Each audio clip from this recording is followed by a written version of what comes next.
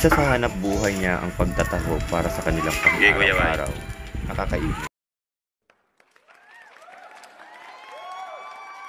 So ayan niya guys, nandito na naman tayo sa ating Jason 23 TV sa kwento ng buhay ng kabuluhan na isa na naman matutunghayan natin sa kwento ng buhay ni Lee Dilima at ni Kuya Waway. So samahan niyo ako guys sa kwento ng buhay sa konting oras at samahan niyo ako sa sandaling ito na pag-usapan natin sa kwento ng buhay nila. Ano yung mga kwento ng buhay nila na naranasan nila na mai-share sa atin. Mas mainam na tanungin natin yung mag-asawa na kwento ng buhay nila na kwento sa atin. So ayun nga guys, may konting katanungan lang tayo kay Ate Merly na regarding sa buhay niya na itatanong natin na Ate Merly, ano yung kwento ng buhay mo na pinakamahirap lampasan?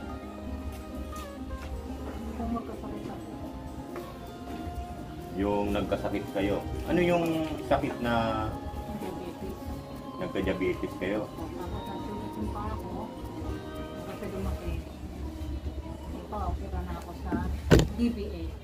Nagka-diabetes kayo, te? So, ayun nga guys, yung paa ni ate, nagkasakit siya ng diabetes. Ilang buwan pa lang yan, te? March 31 ko inaopera. March 30. Siyempre, ano yung mga naramdaman mo at saka naisip mo na siyempre, mapuputulang ka ng kaliwang binti. Diba? Ano yung mga naisip mong ganyan? Tayo, wala tayong pang-ustos. Dala ng hirap ng buhay. Hanggang sa may tao, tumulong sa akin para madala ko sa ospital. Wala ako nakapwede ng buka. Tapos nagtupak lang ako. Problema na naman. Pagkain sa araw-araw, problema na ako sa buka. Sa kwento ng buhay mo, yung nagkaroon ka talaga ng diabetes, no? Yung naputulang ka ng paa. Nagkaroon ng komplikasyon ako sa puso. Komplikasyon sa puso at saka sakit sa diabetes. May cholesterol ako. Kaya uminom ako ng gamot. Hanggang ngayon, nagtitik pa po kayo ng gamot? Continue pa rin yan na Bala every sinigatoong buwan, kailangan isigi ako ulit. Kaya yun guys, tuloy-tuloy pa rin yung pag-take ng gamot ni Ate Merly Medina. So ayun nga guys, kahit pa paano natutulungan siya ni Kuya Waway sa kanyang asawa na pang araw-araw, gumagabay sa kanya kung ano yung mga kailangan niya sa pagkain sa araw-araw na diaper, etc. Kung anong kailangan niya tulong sa kasama niya sa buhay. Siyempre, andyan si Kuya Waway. Matanong natin si Kuya Waway sa nangyari sa asawa niya. Ayan, nandito si Kuya Waway para magsalita. Ayan, Kuya Waway, ano yung mga hindi mo na-expect na nangyari sa buhay niyang mag-asawa na kagaya ng ganitong sitwasyon? Ganito nga. Ito, sinisibang buhay. Hindi ko na kaya trabaho. Nagtrabaho pa rin. So ayun nga guys, ang hanap buhay pala ni Kuya Waway ay pagtataho. Construction. So, panggastos lang. Panggastos guys.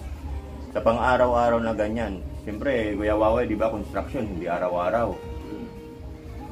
Yung sa pagtataho, di ba? Minsan may kita, minsan wala. Walang kita, walang pang-presa, walang tinda. Kumbaga sa guys, tsamba-tsamba lang yan. Swerte-swerte. Iba pa rin yung may lifetime ka na pinagkakakitaan na tuloy-tuloy na kahit papano, maintain yung kita mo sa araw-araw na pwede mong itustos sa pamilya mo na kahit man magipit ka, meron kang continue na pinagkukunan ng pinansyal para sa family mo. So, sa ngayon, tuloy-tuloy ka pa rin naghahanap buhay sa pagtataho, Kuya Waway. Tuloy-tuloy pa rin, wala na pinigita. Pinigita man, 200, 300. Minsan Bali ito guys, masilip natin yung loob ng bahay nila Kuya Waway. Yan, masilip natin yung loob ng bahay nila Kuya Waway. Hindi naman sa sa masasabi nating concrete. Siyempre, iba pa rin talaga yung matagal na kasi sila dito, kaya siyempre hindi naman kasi kapitbahay. Pader ng kapitbahay daw yan guys. Hindi naman ganun ka siyempre sa tagal na nilang napagawa nila tong bahay na to, at saka hindi kasi laging malakas ang pangangatawan. Kung dati meron, darating ang time na wala, di ba? Hindi kasi natin malalaman yung kinabukasan na pangyayari sa kwento ng buhay. So, ilan yung mga anak niyo? May 7 anak na ilang babae? Isang babae, 6 na lalaki. Yung mga lalaki malalayo. May Mindanao, may Iloilo, may Sambales, may Laguna, Batangas. Wala sila. Wala yan ako. May mga pamilya kasi. Kumbaga sa ba't ibang lugar talaga?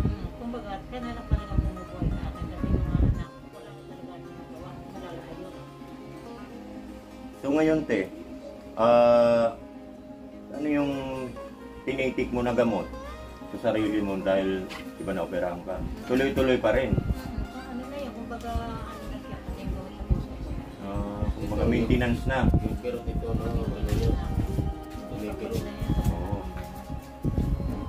Kaya siyempre ito, susulat ko nga guys sulat ko muna yung Gcash number nyo. Idilima. Hindi mo to Gcash number, no? Gcash number to ng mo? Ito. Guys, kinuha ko yung Gcash number ng anak niya. So siyempre, ibang pangalan yun kasi anak niya, di ba guys? Sa mga gustong magpaabot ng tulong, kahit piso man yan o etc., maliit man o malaki, napakalaking tulong na yan sa homeless family na matutulungan. So, na matutulungan nyo guys ha. Wala tong sapilitan, walang sinasabing obligahin kayo na tumulong. Ang amin lang, kung sa mga gustong tumulong sa isang homeless family na magkaroon lang tayo ng habag, yung tipong sharing lang, yung may mga sobra sa mga sarili, yung mga gustong tumulong, yung gustong magpaabot. Ito po yung Gcash number ni Melded Cruz. Ito po. Ito guys, sinulat ko na to. At ilalagay ko rin to sa thumbnail ko ng picture ng content ko.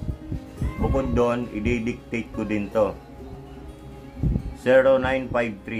0953-296-0350. Ang pangalan ng Gcash number ay Melded Cruz.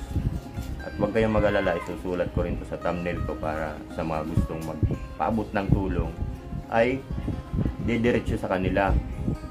At yung ibang tao hindi na mag-aagam-agam, mag-iisip na nagpaabot kami ng tulong. Bakit hindi napunta doon sa tinutulungan natin? Gusto ko dumiretso yan kasi gano'n naman ang ginagawa ko sa content. Yung dumiretso sa gusto nating tulungan na mga homeless family para continue yung pagtulong. Kaya yon. Siyempre, solusyon ni Kuya Waway para sa pang-araw-araw nila na pangkain, pambili ng gamot, o etc. pa man. Kuryente, tubig. Ayan, pambayad ng kuryente, tubig. Doon na lang nila kinukuha, di ba, sa pag-hanap buhay, construction, at saka pagtataho. Doon na lang sila kumukuha ng pangtustos. Siyempre, kagaya nga ni ate, kahit mag-apply ng kasambahay, isang PWD na siya kasi yung kaliwang paa niya ay putol na, di ba? Hindi naman kasi natin masisisi yung nangyari sa buhay niya kung ganyan kasi. Nakuha ko rin ko sa paglalabas. Kailan lang ito nakaraan taon na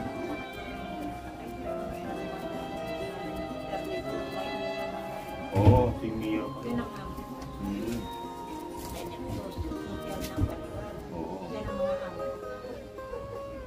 Kaya napakabait yung mga naging amo nyo. Wala akong masabi. Kaya guys, yun na lang ang pinagkukuhanan ng ano na pinagkakakitaan nila, yung pagtataho saka pag-construction, at hindi naman araw-araw yan. Sa mga gustong magpaabot ng tulong na gagawin nating connection para makapagpaabot kayo ng tulong, ay sana sa mga nakahabag, kasi kung sila ay meron dati, masagana sila, hindi naman natin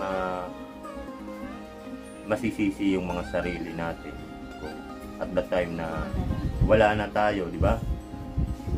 Nangyayari kasi yan sa buhay. Kaya ang Jason 23 TV community ay lubos na nagpapasalamat sa mga gustong magpaabot ng tulong.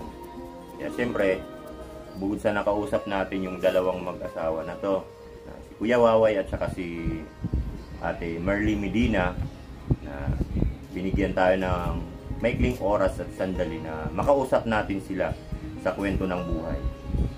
Siyempre ito, may katanungan lang ako. Kuya Waway, Ate Merly Medina, ano yung masasabi niyo sa community ng ating Jason 23 TV na tuloy-tuloy na naghahatid ng tulong para sa mga homeless family? Ano yung masasabi niyo? Komento niyo sa channel natin na ginagawa na ganito. Ang masasabi ko lang, maraming salamat sa mga tao tumutulong sa mga katulad namin na Kaya, ikaw Kuya Waway, anong masasabi niyo po?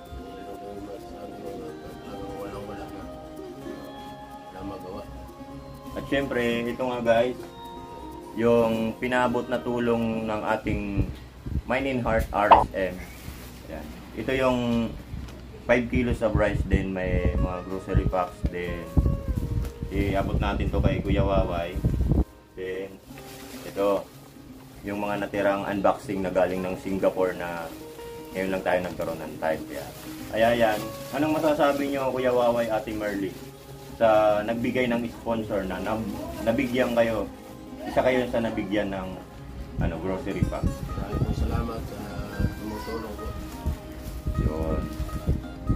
Kaya sana Lalo na kayo. hindi po ako sana po marami pa kayo sa katulad namin.